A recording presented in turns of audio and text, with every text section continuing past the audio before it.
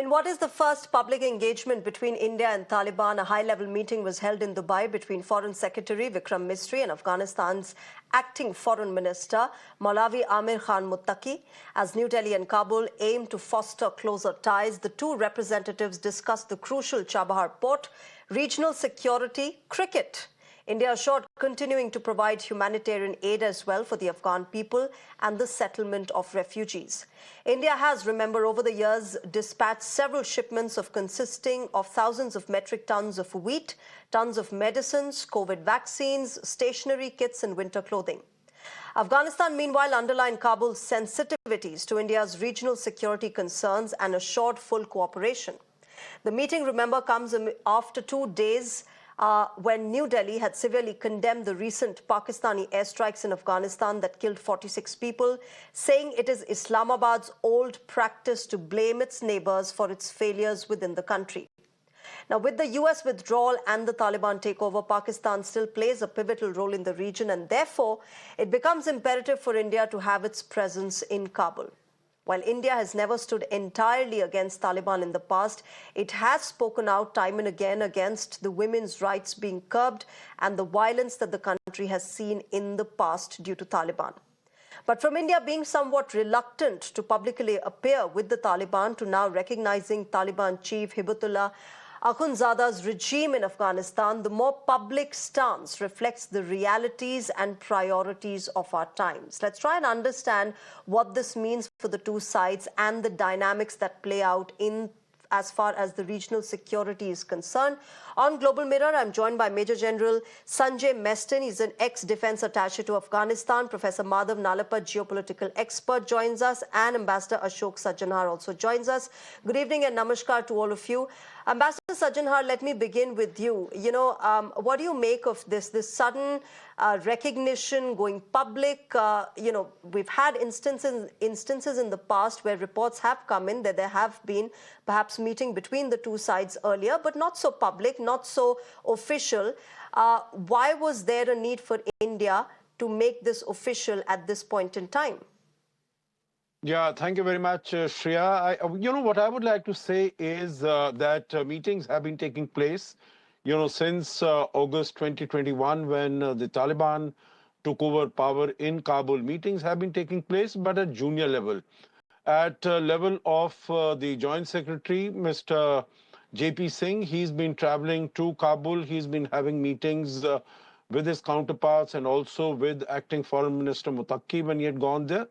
But basically, the position that India had taken, Shreya, at that time is that we are basically monitoring the humanitarian assistance that we are providing to Afghanistan, its distribution, so that it reaches the right people, the concerned people for whom it is destined. As you mentioned, about 50,000 metric tons of wheat have been given to deal with the problem of malnutrition in Afghanistan. Right now, this is the first time after 15th August 2021 that meeting at this high level between the Foreign Secretary, that is really the Deputy Foreign Minister of India, and the acting Foreign Minister of Afghanistan is taking place.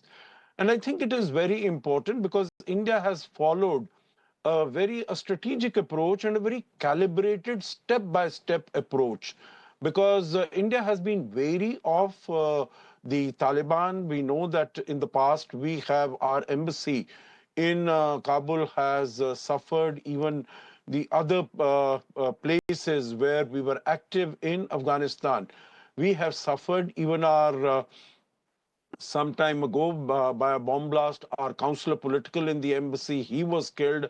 Our military attaché in the embassy, he was killed. So we've been wary of the Taliban, and particularly Taliban was receiving support from Pakistan.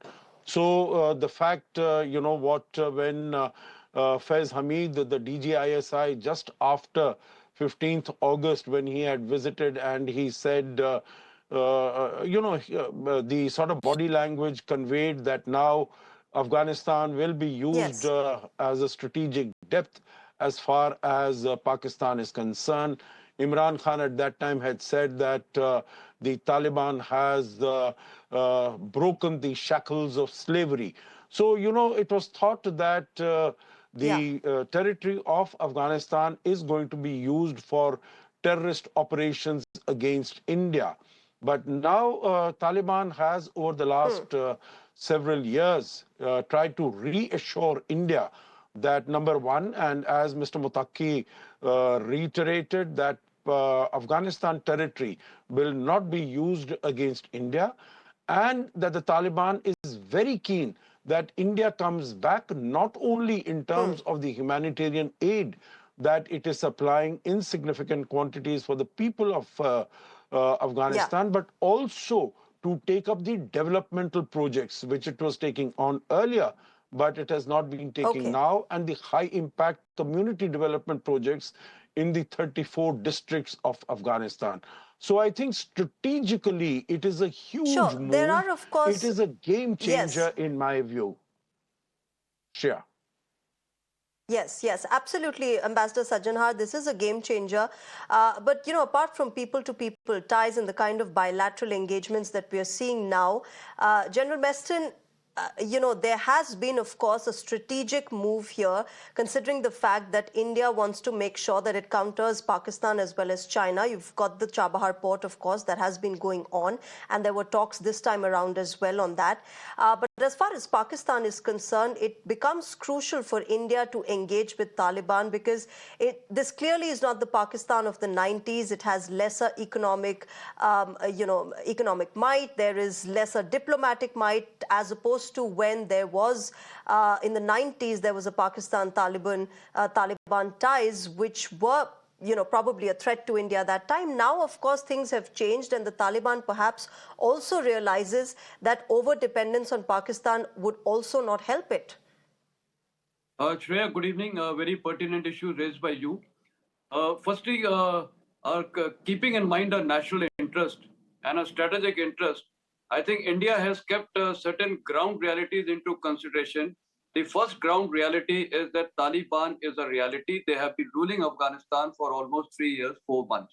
So that's a reality. Now, one option is we do not engage with them.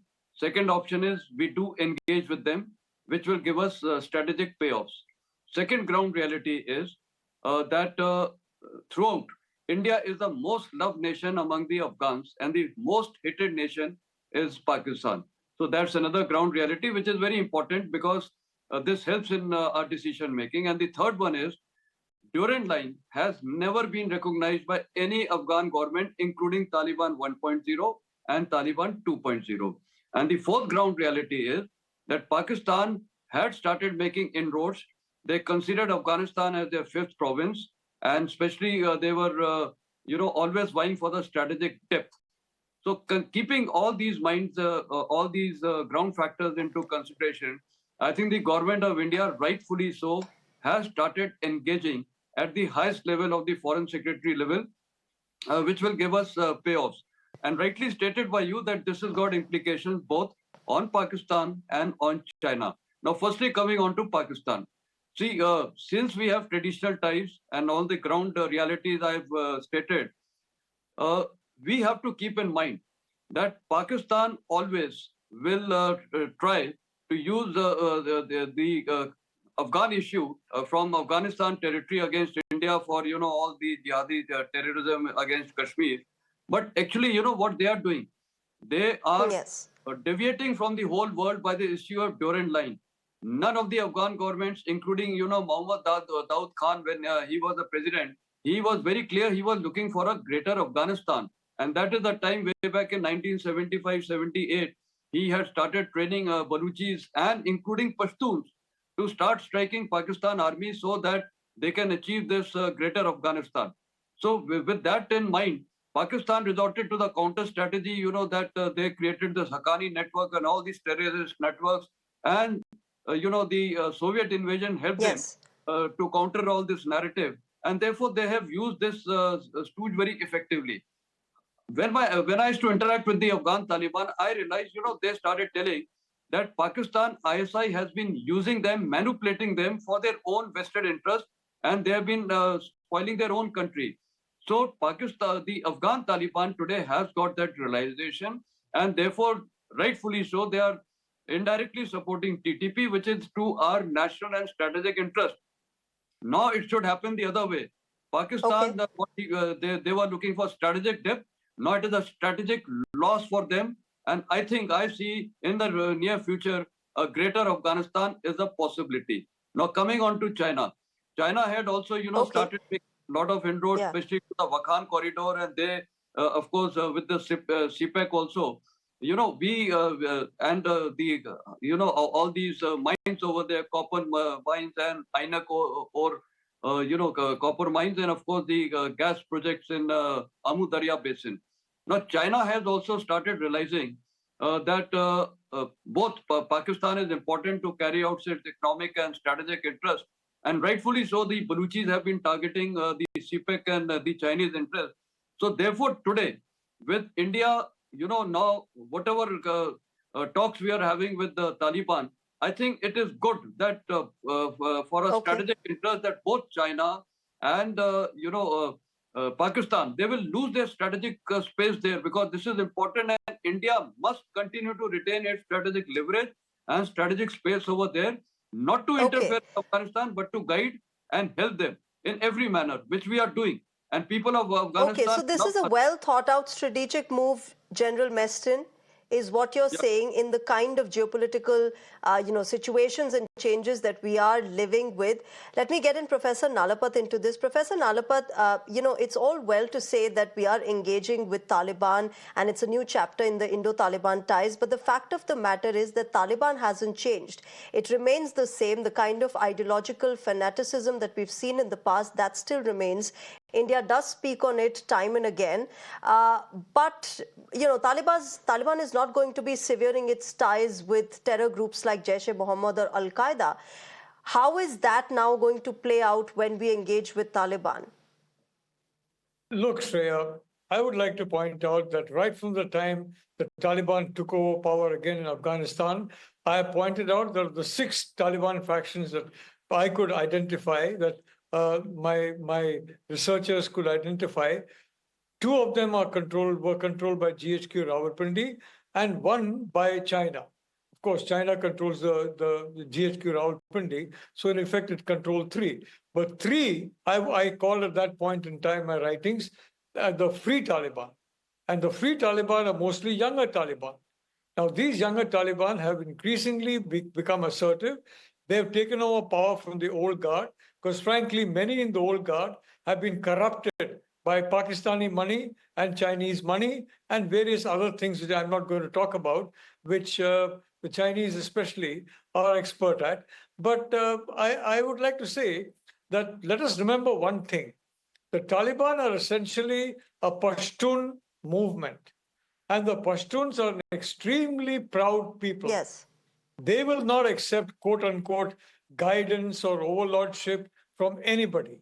They will do their own thing, and they want to be left to do their own thing. The Taliban is fundamentally a Pashtun organization, and it has got that Pashtun pride, which I can tell you India understands very well. India sympathizes with the plight of the Pashtun minority in Pakistan, for example. What's happening in Pakistan? The army is now taken over the Pashtun provinces, and the Pashtuns are being treated as second-class citizens. The same thing Pakistan sought to do in Afghanistan, just as it had done with the Pashtun provinces, in a sense, make them subservient with the Baloch province, the Sindh province, make them subservient to the Pakistan military. They tried to do the same thing in Afghanistan, and the Free Taliban revolted, and now they have more or less taken control of the Taliban, which is possibly why, and I'd like to say, Shreya, we have had our people, I think, from the information that I have from my friends in the government. I have, of course, no relationship with government of any kind whatsoever. I have to rely on friends to give me. We have had people in Afghanistan, even from the time of this Taliban 2.0 takeover. It's not simply visits from Delhi, it is also people on the ground in various parts of Afghanistan whom we have retained even after this. So now what is happening is India respects the Pashtuns. Okay. India respects Pashtun Quali, the Pashtun Code of Conduct, although, of course, we do believe that needs to ensure that the women of Afghanistan are treated in a much better way than they have been traditionally. But I think that is also changing in Pashtun society, and Pashtun women Yeah. are becoming very active, not only in Afghanistan, but in Pakistan, and in fact, across the world, you'll see Pashtun women very active, very dynamic. So I want to say this Yes, is but an there are assertion of concerns, of course, Pashtun pride. Professor I'm not Nalapat, going to talk about as TTP far or as anything, women's but rights are because TTP is concerned. not the point. The point is, Yeah. Shreya, moral, diplomatic, and political support. That's what we are providing. And we find the Taliban has changed sufficiently to ensure that this kind of relationship can be normalized. And very importantly, to point out, Chabahar port. Chabahar is a very vital artery Yes. to India. And Chabahar port depends very crucially on good relations with Afghanistan, and a lot of other transit facilities That's right. also will depend on good relations with Yes, so Afghanistan. there So are, of course, frankly, we are concerns looking that at go our interests, simultaneously with and the I want kind to of end by saying equation, that POK Professor also, Nalapat, that we we need to shared take care of. with Taliban. Yeah, go ahead. Yeah, yeah. We share a Ambassador common Sajjanhar, pride. we're talking about, and what Professor Nalapat said, that, as far as our ties with the Taliban are concerned, we really rely on, how they take this forward and the kind of humanitarian and developmental projects that India has been supporting in Afghanistan. The US withdrawal, of course, has caused a lot of chaos. Donald Trump is coming in and the world is watching closely. Everything that Donald Trump does would have a ripple effect on the entire world. Do you expect any major change then occurring between the India-Taliban equation when Donald Trump comes in and there is some sort of American engagement there? Shreya, the relations between India and Taliban have been increasing, have been growing infinitesimally since 15th of August 2021. The Indian diplomats, we left on the 15th of August. We left Kabul, but of course, as far as our embassy is concerned and two of our consulates, they kept on functioning with the Afghan local representatives that we had there. After that, we have been gradually increasing our engagement with the Taliban. And now it has come to the situation that not only humanitarian aid that India has been providing for the people of Afghanistan, I think that needs to be reiterated and emphasized. It's for the people of Afghanistan, and we are making sure that it reaches the concerned people, and the credit was not taken by the Taliban dispensation as such.